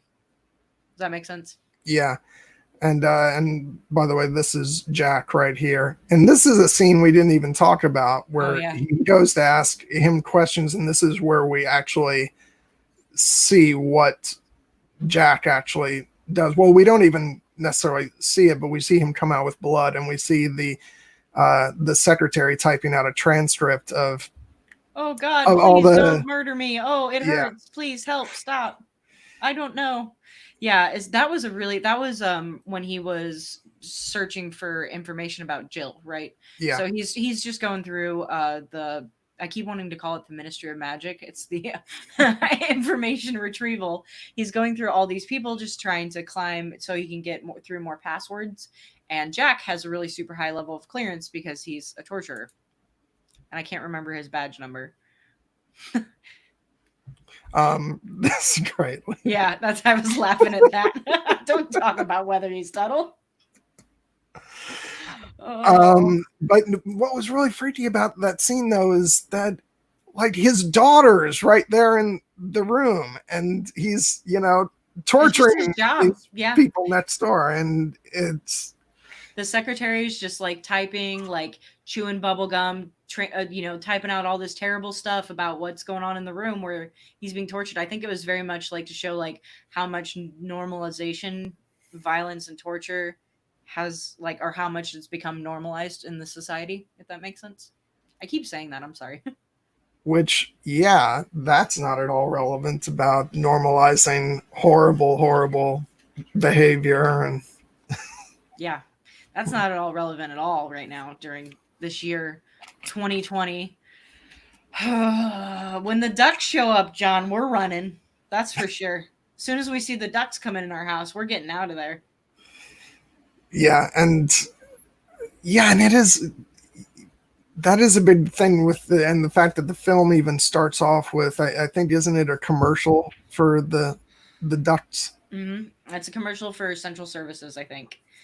Yeah, And then we have the dream and sequence. there's an explosion, hmm and that's the first time we, you know, see that, and then it cuts to the dream. Yeah, I really cannot stop going on about how like I am. I think I immediately loved this film as soon as it cut to the first dream sequence because I was like, okay, this film is just off the wall bonkers, and I'm here for it. I thought you were gonna hate it as soon as you saw the dream sequence and him in that ridiculous outfit with the angel wings. I was like, John is not gonna like this for sure. I'm glad you did. It's very I like that aspect about it. I think it's a really brilliant movie. I think Terry Gilliam is a really brilliant man, and not a lot of people know about this movie, which is why I definitely wanted to review it with you and get more people to watch it if we can, bully them into it.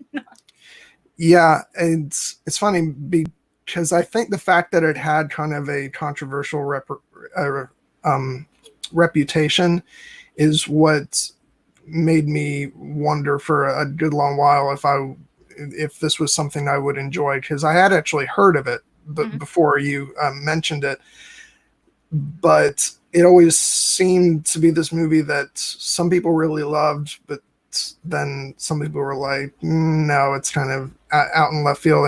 And so it was kind of one of those movies that I wondered, you know, just might not register with me. But then, like, within 5 minutes, I'm like, no, this is totally my thing. So I'm really glad that, you suggested this. Um, and it's funny because I know I was a little unsure at first because I'm like, well, come up with some other suggestions, and maybe we can, And I was like, no. pick. And you're like, no, I really want to do Brazil, and I'm like, okay, I'll. And we were talking I'll about do it. doing this before the pandemic. Remember? Like before the pandemic, we were like, let's review Brazil. So all the way back in January, I think we were discussing this. So it just became more and more relevant, and that's why I pushed for it. I was like, no, we need to watch this for sure. This one is fascinating. And it's like I like taking people outside of their comfort zones because I Yeah, do have like such a weird experience with film. Going to the art school I did, having the friends I did in high school. I've seen like every zombie movie up to a point thanks to my like best friend from high school, Chris. Like he was just obsessed with them. I've seen so many bad Korean zombie movies, I can tell you that. But I'm gonna make Bernie watch Akira eventually. Have you ever seen Akira or N- Akira? No, I haven't, but I would definitely like to. Yeah, that is another extremely trippy, crazy movie that takes you at least 3 viewings to maybe understand it. I've probably seen it 12 times and I can kind of explain it, but it's my interpretation of what happens. And of course, it's a classic animated film that animators study because of the quality of animation. And it was also done in, like, I think the 80s or the 90s. I can double check that, but Akira's But great. but it's so funny that we're talking about this one being so sort of weird and trippy because I actually think that 12 Monkeys was probably I'm I'm so happy that I saw that like back when it came out when I was younger because I think it really exposed me to kind of off the wall bizarre movie making. Um, Mhm. that probably opened up my horizons a little bit as far as the types of movies I was willing to watch because that was a movie that when I initially saw it I was like I have no idea what happened at the end of that and Yeah. yeah so it's nice because by the time now that I'm older and now that I've come around to seeing this one I'm just like ready for it sitting down watching it. So so I was happy about that. And yeah, I'm sorry. I was trying. I know I was thinking about something else Oh, in I the was film. gonna mention, But I and would. actually, Yeah, go ahead. Anna reminded me because she just mentioned Akira being a cult classic, and if you're an otaku, you watch that movie and you watch Ghost in the Shell. And actually, in Brazil, they talk about the Ghost in the Machine, which is the same idea as Ghost in the Shell. And I thought that part was very interesting because that was Sam's dad, right? Was the Ghost in the Machine, and that ended up being the password for Sam to get all the way up to the top floor where Helpman was to get the information he needed to find Jill. I have no idea. I think Yeah, that completely went over my head. JH, the Ghost in the Machine. And then right afterwards, I have WTF are the cuts in this film. Yeah, it was like JH. He spelled it out on the flower. It's one of the scenes with Helpman, and he has dust that he spills like powder in the bathroom Mhm. on the Yeah, counter, and he writes out, JH, the ghost in the machine, and like basically the implication is that the dad helped build the system that they're living in right now because Helpman's left and dad was older than Helpman, so he's like the one that instigated some of these things, and it's interesting how Sam kind of quote unquote rebels against it or gets caught by the system, whichever you want to pick. Because I think yeah, he kind of, I don't think he really intended to rebel or to be like blocking yeah. through these roadblocks or anything. Yeah. Oh, the shoe on the head Leaf's talking about. Did you appreciate the shoe hat that mom had?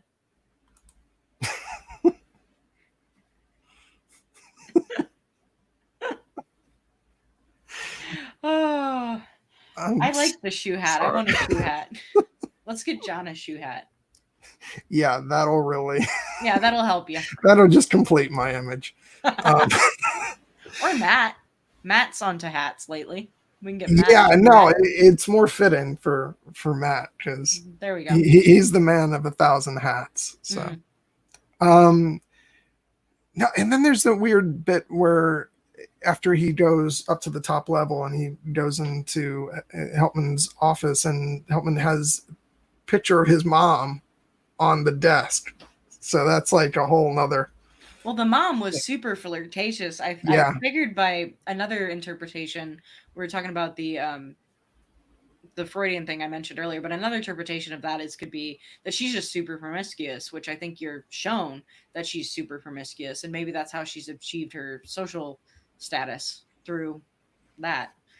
And also, kind of since mom was on the desk of Helpman, that kind of implies something bad help happened to Sam's dad, JH, aka the Ghost. So Yeah. I wanted to ask you about the ending. What is your sort of interpretation of is that a is it a bad ending for Sam, or do you think in a way he sort of escapes from the oppressiveness by going into his sort of fantasy? I think that's it. I think that he escapes into this fantasy, and yes, he's a vegetable now, but maybe he slipped into a coma and he's living happily in his coma life with imaginary Jill. But I think, yeah, it's an awful ending. It's a brutal, real ending. But for Sam, he's happy because he gets to be an angel man and fly away with his girlfriend, wife, whatever you want to call it. We've said she'll wear the shoe hat if I wear a fedora. Please don't wear a fedora. Please don't do that to me. That's the whole running joke for because I like the character Miller from The Expanse. Oh yes, I So know Miller. I know Miller. I've made it that far in the Expanse. I think I knew about your Miller thirst too. Just shaking your head. oh gosh. Yeah. Yeah, and again, I want to circle back around to some of the cast members. It was really great for me getting to see Ian Holm in this, just because we just lost him. He passed away just within the past couple weeks, and just because of course he's Bilbo Baggins, so that hit me kind of hard. So it was nice to get him back for a couple hours watching this, and it was nice because in a movie like this you almost expect that he might play a sinister part, but he's kind of helpless and just trying to like Sam in the beginning, just trying to get by without any trouble. And so he panics when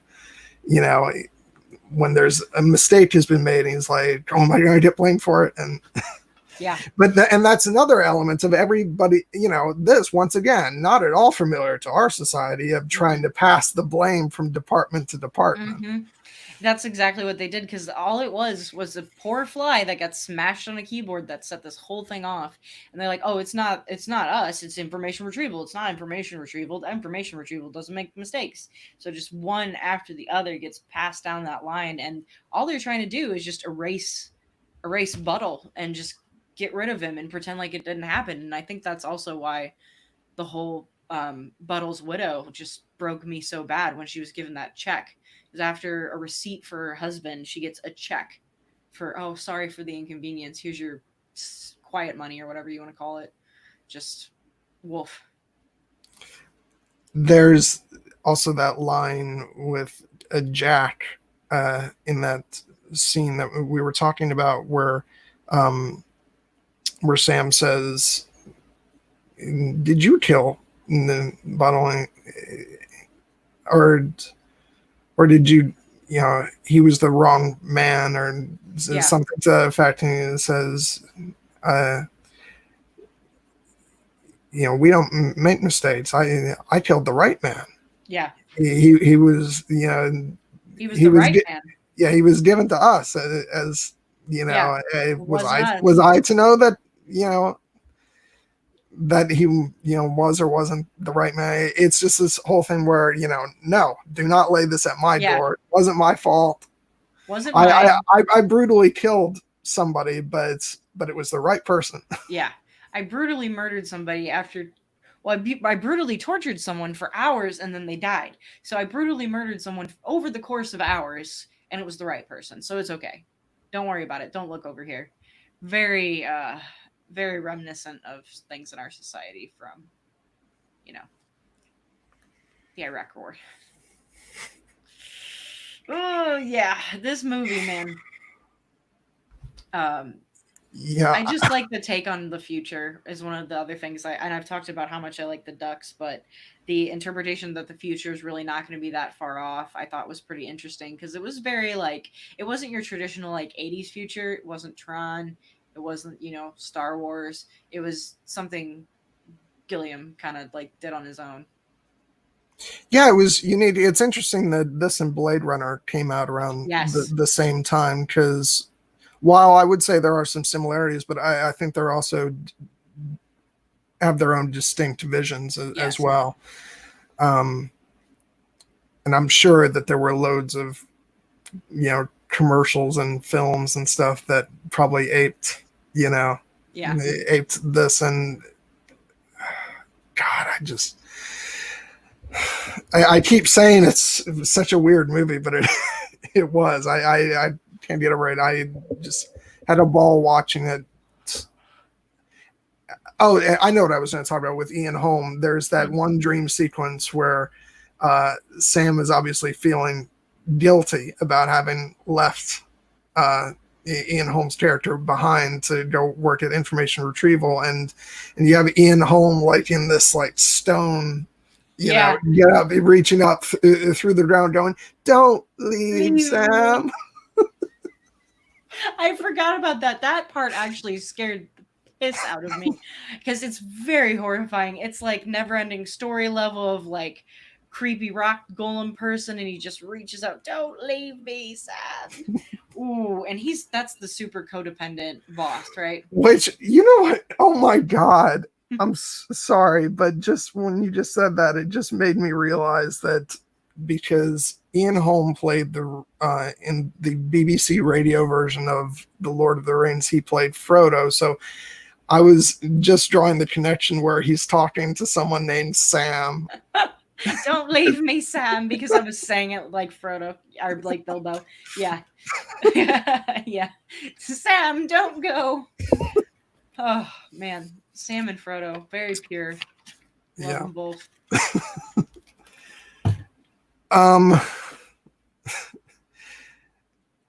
Yeah, there's just like so many like off the wall, like weird touches of dialogue, like in the beginning when the mother is getting the work done, and like I guess it looks like saran wrap is being put over her to like straighten out, and Sam turns around and he's like, "Oh my God, it works." Yeah, oh my God, it works. What? Because he was like pulling her face back, and then he just like saran wraps it to hold it in place, and it's just, ooh, it's such a comment.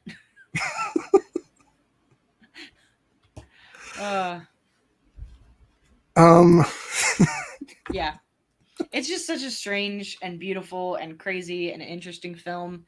What was besides the care for a little necrophilia? What was your favorite line? Would you say? I'm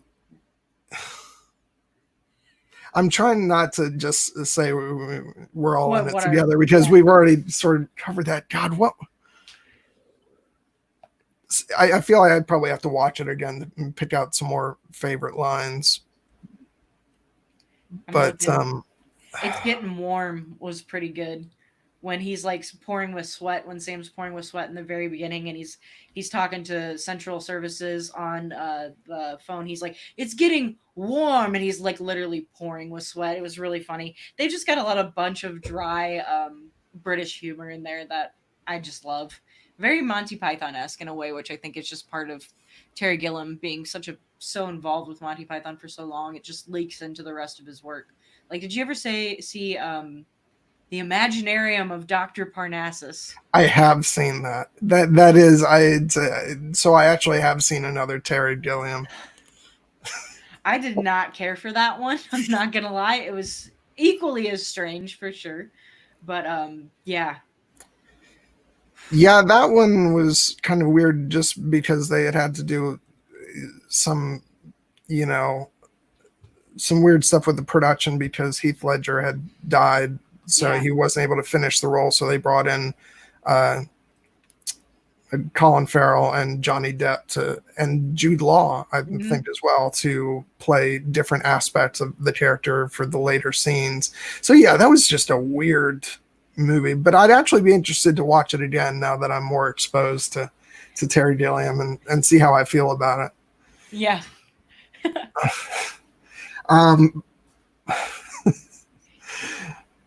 But I'm trying to pick out some other parts of this to talk about. The problem really is that the whole thing is like such a weird fever dream that it's hard to nail down certain moments. I will say I really enjoyed when he gets the information retrieval, and you were talking about how everything feels like it's underground, and sort of the high ceilings and the columns, and how everything's very claustrophobic, and you've got the boss and all the the The workers, Goonies. yeah, Yeah. just walking through like it's a West Wing walk and talk. Hmm. Um, Follow me, let's go. Yeah, and he just drags him through. And then the desk. The desk was really good. Poor Sam's desk is literally shared through the wall of his tiny, like, maybe 4 foot wide cubicle with another dude. So they're pulling the desk back and forth all the time. The guy whose photo you brought up, who got him all the information he already knew. Yeah, Anna says it's trying to like explain the logic of a dream, and yeah, that's exactly what we're trying to do. Hopefully, it's entertaining. uh, because there were literal fever dreams in that, or maybe not fever dreams, maybe dementia, crazy dreams, disassociation dreams. Sam went other places, that's for sure.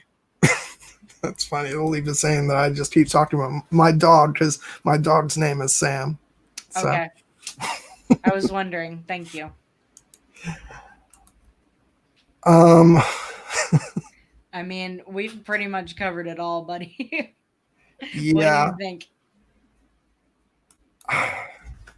I'm trying to think of some other. So yeah, I mean, just the production design overall. We've talked about kind of in generalities, but especially all the dream sequence stuff. I mean, it's just so outrageously bizarre, and we did talk about the Dark Crystal-esque, baby creatures, but I remember just again, like I said before, my excitement at seeing something that looked like Dark Crystal. I was like, oh, cool. And Yeah. then it just turned into a nightmare. And like, I regret. I'm like, who is this psychopath who dreamt this up? It's Terry Gilliam. Yeah. It's like, it's the most freaky thing in the world. It's very scary. It's very upsetting, and I think it's intentionally upsetting. I think they intentionally make you want to scare you or want to mess with your mind, to make you think. And it definitely made me think. That's for sure. um, yeah. What did the cheese guy mean? Yeah, that's kind of what it feels like watching this movie from Buffy the Vampire Slayer, the Dream episode. I haven't seen any Buffy. Oh, I know I'm a failure. I can't believe that. I know. I would never have guessed that. That's a discussion for another time, though. Um, I we have a little extra time, so I do want to talk about sort of the release of this film, because I alluded to with the talk of the studio cut and all that, but apparently the film got released over in Europe and was successful, but the studio in the US thought it was going to be a complete disaster, which, you can sort of sympathize a little bit because it's such an outrageously bizarre movie. But the fact that they made a cut that was only 95 minutes and, obviously, would have cut down on a lot of important stuff because there's not really any fat to this movie. Everything's crucially important. And then that they wanted to end it, I guess they majorly recut the whole ending sequence to, which I don't know. I'd be interested in seeing that version just to see how terrible it probably is, because I'm trying to think of what they would remove out of that final sequence to make a happy ending actually make sense, because that whole sequence doesn't make sense unless you see that final reveal. I feel like that's probably why that TV version failed, is because you can't do that with that film. You can't just end it on the happy roll credits. Yeah, well, apparently Terry Gilliam actually went public with the fight with the studio and took like an ad out in Variety or something saying, and naming out the producer who was, holding, because actually what happened was they couldn't agree on it. So the studio held the film from release. And that's when he came out with the ad saying, when are you going to release my film? Mm-hmm. And so their compromise ended up being what was the theatrical version, which was basically just some minor trims from Terry's final cut. And And so, which was the one we saw. But apparently, the Criterion Blu-ray does have that 95-minute version. So I want to, which apparently is not even just cutting down on stuff, but using like alternate takes of shots that are like less, like some tighter close-ups instead of like, Gilliam's, sort of wider shots. So it just sounds like an all-around inferior version. Yeah. But it'll be interesting to watch for comparison's sake. Yeah. But I think that is really great that he stuck it out and he was able to get, most of his vision out into theaters, even though from my understanding, I think it still didn't do that well in the States, but I think it recouped enough overseas that it was still a profit. Was it supposed to release in 84 then? Anna's asking, or sorry, Lady Leaf is asking. I don't know that. I don't know that either, unfortunately. Let me see. Yeah, what I'm looking at just says it was released in 85. It doesn't say when it was originally intended. Yeah. But that would make sense if Yeah. it was meant to be released in 84, just given the overt similarities to 1984. The original title of Brazil was 1984 and a half, so it definitely was probably intended to be released in 1984. Yeah. A quote from Gilliam: Brazil came specifically from the time from approaching of 1984. It was looming. In fact, the original title of Brazil was 1984 and a half. Fellini was one of my great gods, and it was 1984, so let's put them together. Unfortunately, that bastard Michael Radford did a version of 1984, and he called it 1984. So I was blown. So I had to rename it, and I like the name Brazil because you're like, what's this movie about? And it ties in because it's the song that they use. It's the title of the song, which is an older song, like you mentioned before, and it just kind of is like, oh, the dream is Brazil, but the reality is 1984. Yeah, one of the documentaries I watched did like ask, it did like a quick cut of all the cast members, responding to the question of why is it called Brazil, and they were all like, we have no idea. Yeah, we don't know. We just were in this crazy thing.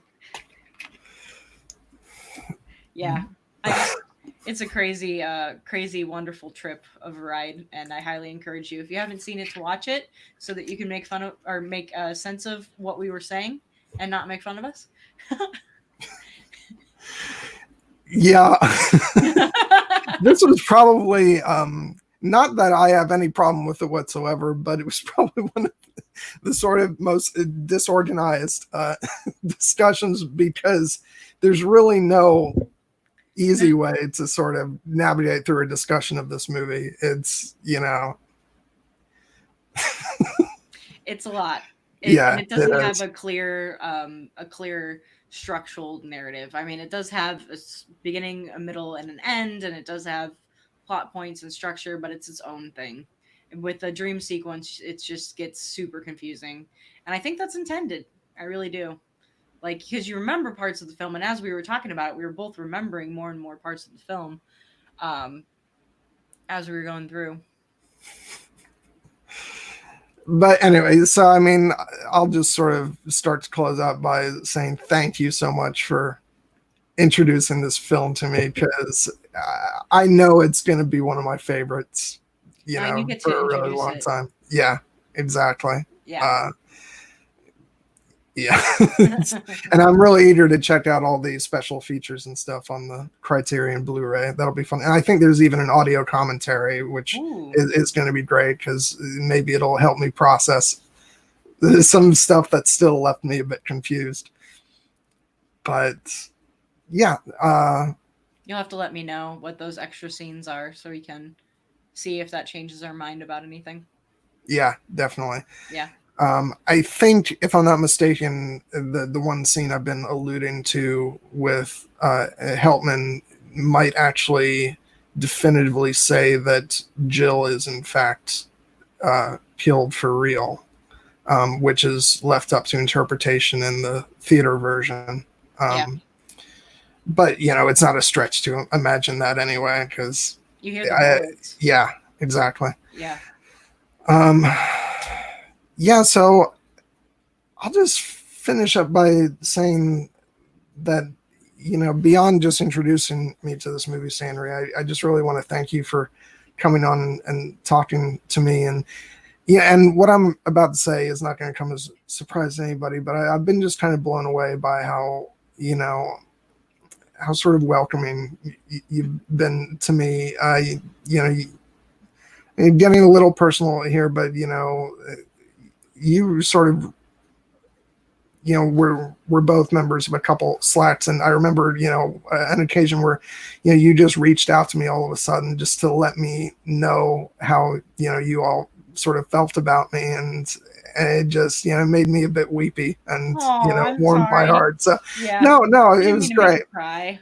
I just it meant a lot, and you're a really great person, and Thank you. I'm just really thankful just to you know to know you, and happy that you wanted to come on to the Oh, of channel and course. talk with me. Of course I didn't. I had to make you watch the craziest film you've reviewed yet, of course. But you know how much I care about the community and I care about all the community members. And it's very important to me to be welcoming and to be accepting of everybody. So we're just really glad that you're here and that you trusted us to, kind of wiggle through your walls a little bit and get to know you a little better. So yeah, we're really proud of you too, because look at all you've done and all of the amazing guests you've had. You had freaking Emmett on here. Like we're all just super proud of you. So, you have earned your place for sure. That's what I'll say. Sorry, there's no way I just don't blush, because it's it's so weird for me, just because and even now I still consider myself sort of really shy, introverted John.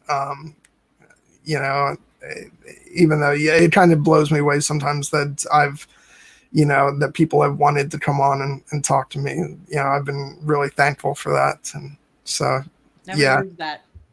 Always be thankful. Always be kind. That's yeah. what I'm all about. Okay, I guess that pretty much wraps it up. Just a reminder that in 2 weeks I'll be talking about A Knight's Tale with Erin. So please come on and watch that. It's one of my favorite movies, and I know she loves it a lot too. So we're going to have a lot of fun talking about that. And you just want to let people know where they can reach you, Sandra. Oh yeah, you guys know where to reach me. I'm Sanrixian on Twitter. And again, check out Illumination if you haven't. We'd really like some feedback from y'all to see if we suck or not. Please let us know. We will try to improve. We're just still cutting our teeth on this. Still learning what we're doing. I do want to make John watch Akira, Anna. I really do want to make John watch Akira. Maybe we can do a watch party for Akira. So you and Bernie can both react at the same time and have your what the heck moments together. That'd be wonderful. But yeah, I just wanted to ask, what time is your stream in 2 weeks? Is it back at normal time? Yeah, it'll be on Thursday at 2 o'clock p.m. Eastern. Perfect. Perfect. And I want to show everybody I have been wearing one of my Sanri shirts today. I love all of these. They're Thank wonderful. you. Sanri. Yeah. I love making them. I'm glad people appreciate them. Yeah. Yep. Okay, so I guess that's it. Thank you guys for tuning in. I know it was a late one tonight, but I had a blast, and looking forward to seeing you all next time. Thanks, Uh, Anna and Leaf. yeah. Yeah. We'll see you Have, later.